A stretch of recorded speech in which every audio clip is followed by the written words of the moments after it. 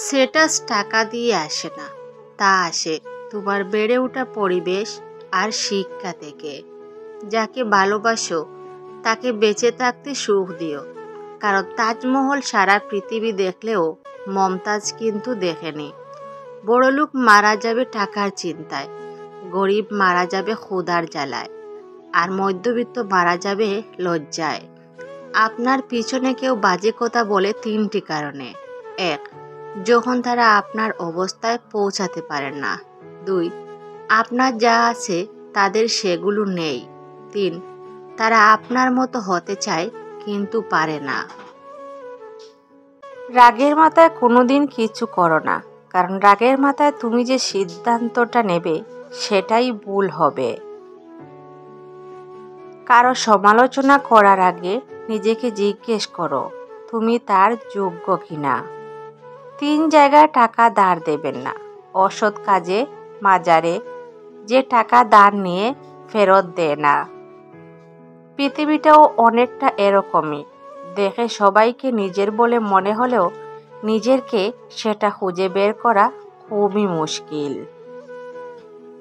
নিজের জীবনকে এতটা সস্তা বানিয়ে ফেলবেন না যে 2 পয়সা ছোট লোক এসে খেলা করে চলে যাবে।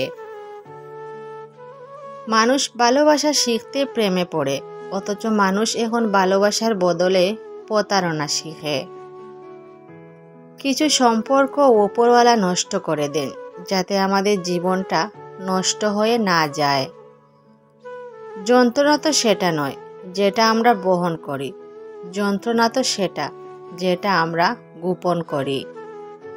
কিছু মানুষের কাছে কখনোই ভালো হওয়া যায় না, নিজের রক্ত দিলেও বলবে রক্তে লবণ কম ছিল। একদিন স্বামী আর স্ত্রীর মধ্যে প্রচণ্ড ঝগড়া হচ্ছিল। ঝগড়ার এক পর্যায়ে স্ত্রী চুপ হয়ে গেল। স্বামী তবু স্ত্রীকে ইচ্ছে মতো বকে যায়। কিছুক্ষণ পরে স্বামী স্ত্রীর পাশে বসে নিচু সুরে স্ত্রীকে জিজ্ঞেস করল, তুমি চুপ হয়ে গেল কেন? স্ত্রী তখন নিজে লাকেজ গুছাতে গুছাতে বলল, বিয়ের রাতে আমাদের মাঝে কথা হয়েছে, একজন রেগে গেলে আরেকজন চুপ থাকব, তাই সে কথা রাখতে নিজেই চুপ হয়ে গেছি। এই কথা বলে লাকেজ হাতে নিয়ে স্ত্রী চলে যেতে চাইলে স্বামী শক্ত করে স্ত্রীর হাতে ধরে বলল,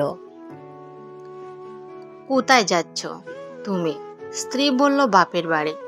স্বামী তখন গভীর সুরে বলল, বিয়ের রাতে আমাদের মাঝে এই কথাও হয়েছে যে যতই মনোমালিন্য হোক না কেন, দিন শেষে রাতের আধারে তুমি ঠিকই আমার বুকের বাঁ পাশে মাথা রেখে ঘুমাবে। অতএব তোমার যদি সত্যিই কোথাও যেতে ইচ্ছে করে তাহলে আমাকে ছাড়া তুমি যেতে পারবে না।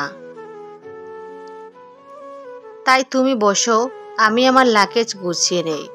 স্বামীর এমন কথা শুনে স্ত্রীর মুখে আবার সেই হাসিটা উদয় হলো, যেটা মানুষকে সংসারের হাজারো ঝামেলার মাঝেও দীপ্ত কণ্ঠে বলতে বাধ্য করে, এই তো আমার সংসার, এই তো আমার স্বামী।